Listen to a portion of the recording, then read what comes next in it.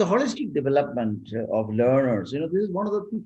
It's actually there is a centrality about this in the whole policy. It's not only with respect to school education, college education, or anything. There is a centrality regarding the holistic development, the all-rounded aspect of how do you develop them. And the key thrust in our the policy is of the curriculum and pedagogy reform across all stages. This is one of the important things to move the education system towards a real understanding and learning, how to learn, and away from the culture of rote learning from the present. This is one of the things that we have emphasized it very much in the school education, but it does move to the higher education in some form. The goal will be to create a holistic and well-rounded individuals equipped with the 21st century skills, and all aspects of curriculum and pedagogy will be reoriented and revamped. This has to be done if we have to achieve this. Now, what does this mean? First, of course, the curriculum content will be reduced in each subject to its core essential. There is going to be a lot of, in fact, this is one of the things in the national curricular framework has to really work on initially to get the broad frame. This is under now initiation by the government. So it's likely that this work will go. The once that curricular framework is there, then one can see that it will take due cognizance of the critical thinking and more holistic, discovery-based, discussion-based, analysis-based learning. This will be the central approach to this. The mandated content will be the key concepts, ideas, applications, and problem solving. Teaching and learning will try to be conducted in a more interactive manner. This is an extremely important component of the whole process. Questions will be encouraged, and classroom sessions will regularly contain more fun, creative, collaborative, and explorative activities for children for deeper and more experiential learning. I can only add to this that we'll have subjects beside the normal thing that we understand, the flexibility and choice that we need to bring in, even in the secondary school education, particularly on physical education, arts and vocational crafts is one of the aspects we want to bring in the totality.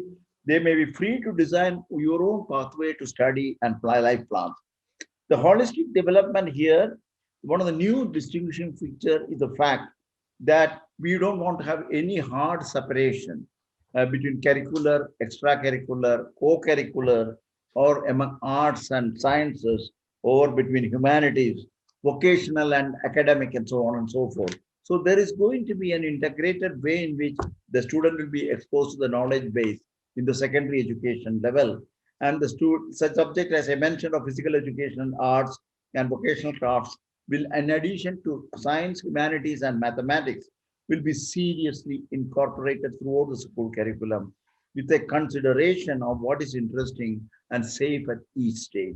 So this is broadly the framework. We have certainly gone into the details of what is the staging in which we do this, the 5 years of foundational thing, 3 years of preparatory thing, 3 years of middle school thing, 4 years of secondary. And this is all developmentally appropriate in trying to define the framework in terms of the curriculum as well as the pedagogy. So this is going to be a challenge, not that's going to be this being still written, it's being crafted very carefully. Unless the curricular framework comes in, of course, the teachers are asking, how do we go ahead with the curriculum and pedagogy?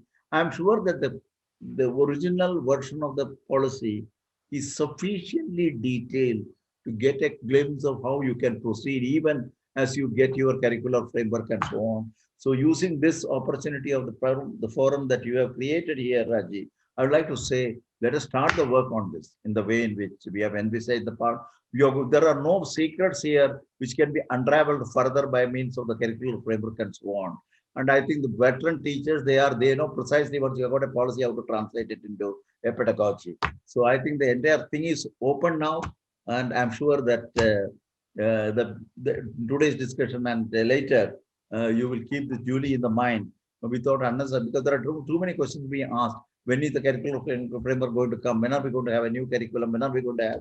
I think there are schools which already started it. I want to say the other day, I was talking to Bharatiya Vidyaban School, School of Screen. They said we can go ahead with it. The teachers already found a way to do this. So I'm sure that with your vision here and locally, you should be able to guide them also as to how to move on this.